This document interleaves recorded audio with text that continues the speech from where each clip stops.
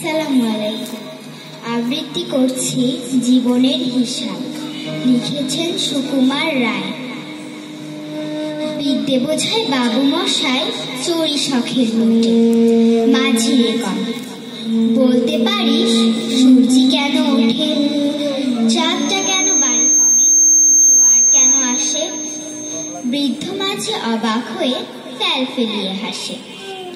বাবু বলে, সারা জনম মরলি রে তুই খাটি, জ্ঞান বিনা তোর জীবনটা যে চারি আনায় মাটি। আবার ভেবে কহেন বাবু, বল তো দেখি ভেবে, নদীর ধারা কেমনে আসে পাহাড় হতে নেবে। বল তো কেন লবণ পোড়া সাগর ভরা পানি। মাঝি সে কয়, আরে মশাই অত কি আর জানি। বাবু বলে, এই বয়সে জানিস নিও তা কি, জীবনটা তোর নেহাত খেলো অষ্ট আনায় ফাঁকি।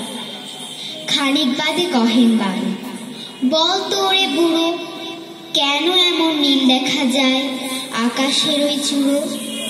বল তো দেখি সূর্য চাঁদে গ্রহণ লাগে কেন। বৃদ্ধ বলে, আমায় কেন লজ্জা দিচ্ছেন হেন।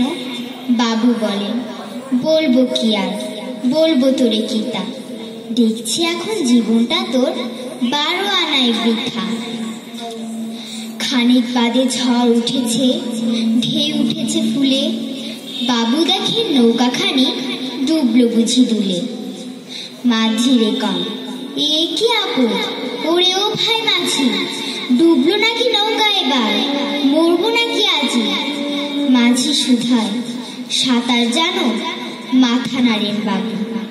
মূর্খ মাঝি বলে, মশাই এখন কেন কাবু, বাঁচলে শেষে আমার কথা হিসেব করো পিছে, তোমার দেখে জীবনখানা 16 আনাই মিছে। ধন্যবাদ।